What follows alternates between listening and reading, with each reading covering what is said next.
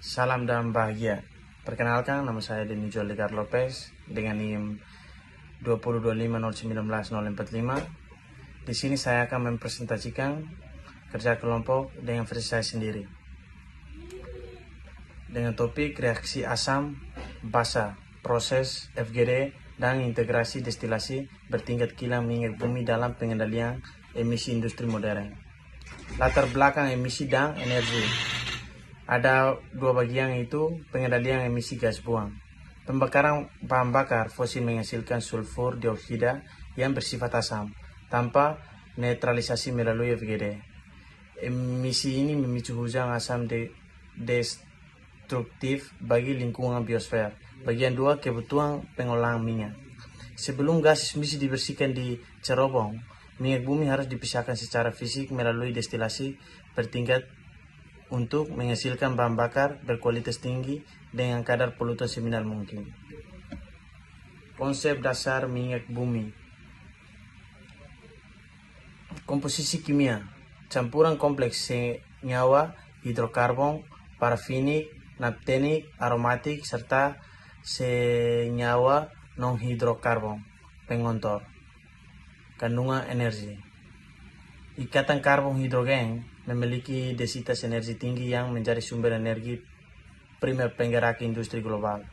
Pengontor sulfur: kandungan sulfur bawang wajib dieliminasi karena menghasilkan gas asam korosif saat dibakar di unit pembangkit. Prinsip destilasi bertingkat. Pemisahan fisik termal minyak. Minyak mentah dipanaskan hingga menguap dan dialirkan ke kolom fraksionasi. Komponen dipisahkan berdasarkan gradien perbedaan titik didih molekul. Senyawa rantai pendek dengan titik didih rendah akan naik ke puncak kolom, sedangkan rantai panjang yang berat akan mengembun dan mengendap di dasar menara. Tahapan pengolahan minyak bumi. Ada 4 bagian, yaitu pertama, desalting, pembersihan crude oil dari garam, air, dan padatan korosif sebelum masuk tanah pemanas. Yang 2, destilasi, pemisahan fraksi utama berdasarkan titik didih pada kolom atmosferik dan vakum. Bagian 3, converting, perengkahan rantai berat, cracking, dan penyusunan ulang rantai karbon atau reforming.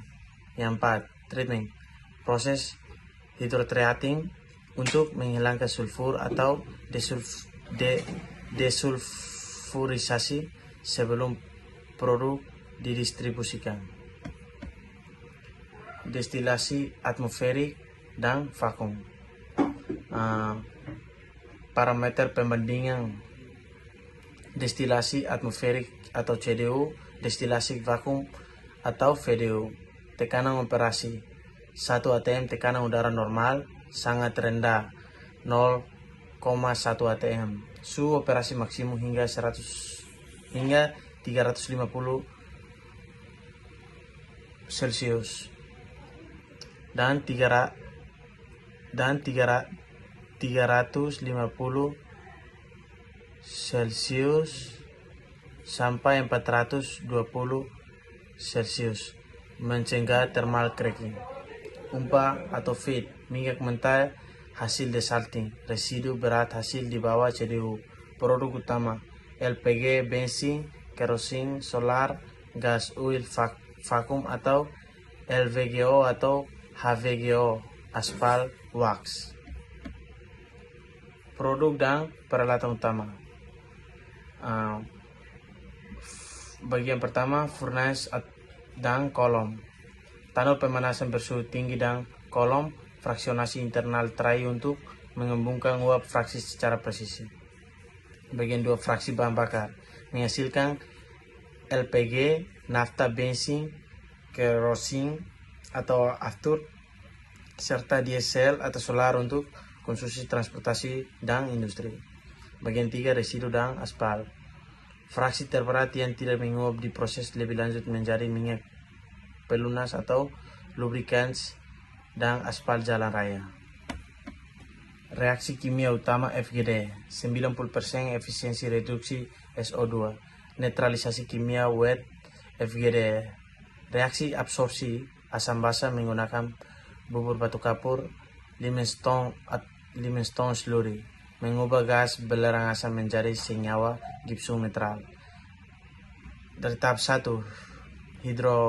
hidrolisis sulfur dioksida atau asam, SO2G ditambah H2O1 ke H2SO3 Aki. Dari tahap 2, reaksi netralisasi asam basa batu kapur atau kalsit, CaCO3S ditambah 2H+ Aki ke Ca2.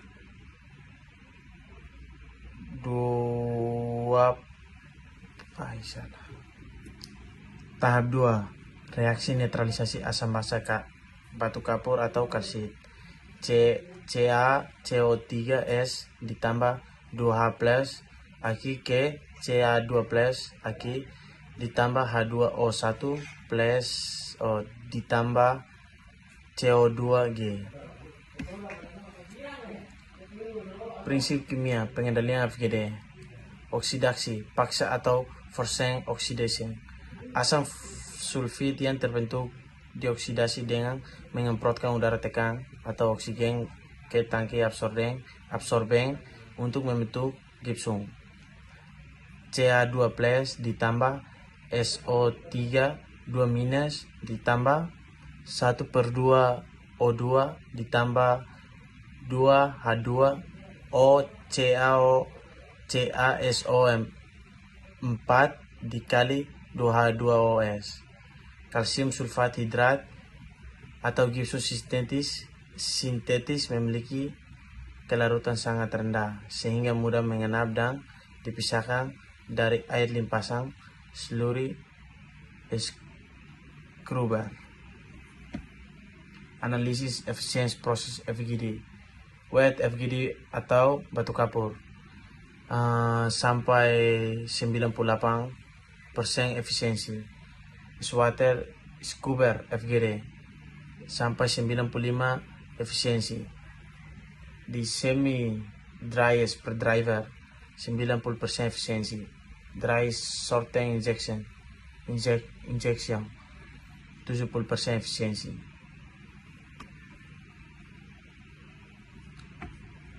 Dampak lingkungan dan regulasi, yaitu pemberantasan hujan asam berhasil memitigasi pembentukan hujan asam sehingga ekosistem tanah, hujan, dan perairan terhindari kerusakan pH ekstrem.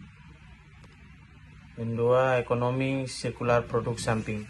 Limbah padat gipsum CaSO4 dikali 2H2O dimanfaatkan 100% untuk industri bangunan atau semen semenjak bebas racun.